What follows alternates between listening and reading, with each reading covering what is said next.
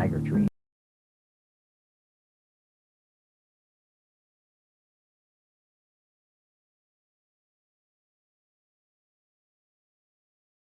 Dobro gazed out over the great blue-green turquoise forest.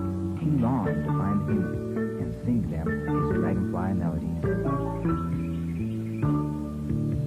Then one morning, from somewhere far away, he heard the faint sounds of music and singing.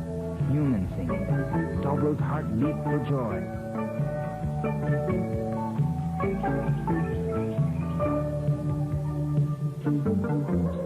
Mother, Father, there are humans out there. Please let me go and find them.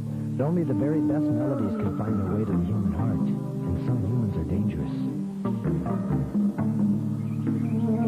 If you get close enough for them to hear you, you may be seen. You know a dragonfly must never be seen.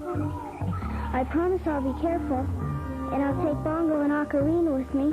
I promise I'll be home before dark. I'd never let myself be seen.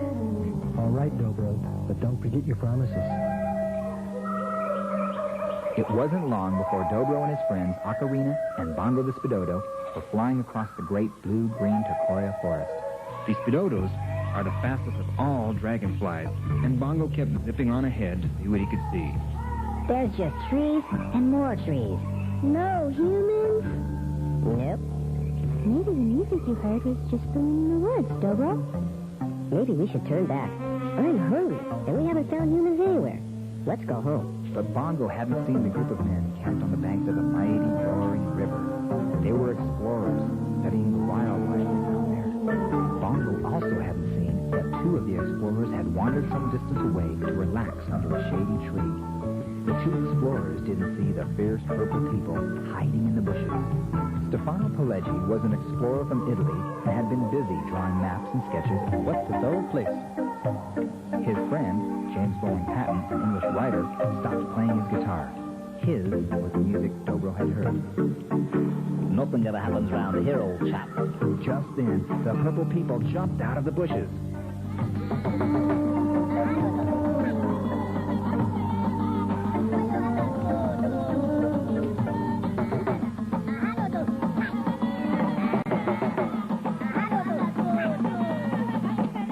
Dobro and his friends had been about to give up their search when they heard humans shouting.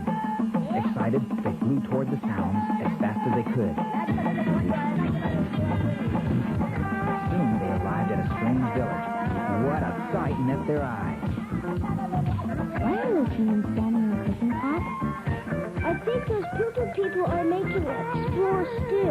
I bet the purple ones are the dangerous kind. Stefano and James were horrified too. They couldn't free themselves from the tight binds that bound them. We're really in the jolly old soup this time. And it looks like we're the soup. We've got to do something fast. Dobro was thinking the same thing. Then, all at once, he thought of a plan. He told his friends what it was. It might work. It could work. It must work. It's a matter of life and death. While Bongo watched, Dobro and Ocarina flew close to the ear of the chief of the purple people. They began singing one of Dobro's dragonfly melodies softly in his ear. The chief smiled and tapped his foot. Then he reached for his drum and began beating out the rhythm he heard in his head and heart. Even Dobro was surprised at what happened next. When they heard the music that was carried on the wind, the purple people rushed for their instruments. Soon everyone was playing and dancing and singing and chanting to the dragonfly melody that was felt rather than heard. The music swelled. While no one was watching, Bongo zipped to the cooking pot and set the prisoners free. The music still played as Dobro and his friends followed the two explorers to the forest road. Then James and Stefano saw their tiny rescuers up close for the first time. Mamma mia! There are tiny dragons. By Jove, you're right. Dobro, Ocarina, and Bongo hovered for one more second. Then they circled once, twice, 3 times in farewell and vanished into the darkening sky and headed homeward. What a wonderful adventure. It's not every day that dragonfly music can play in the human heart. Dobro was happier than he'd ever been before.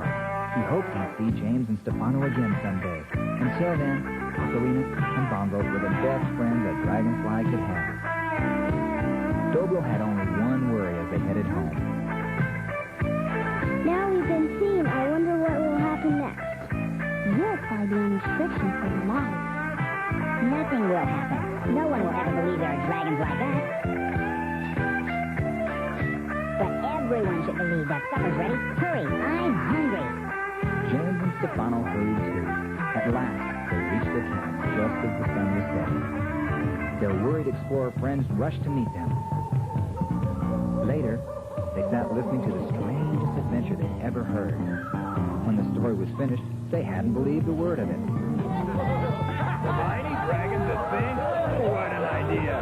Now tell us what really happened. After a while, James and Stefano stopped trying to explain. Instead, James got out his notebook. Stefano reached for his sketch pad. They recorded every detail of their adventure. Then they agreed never to tell anyone else about what had happened.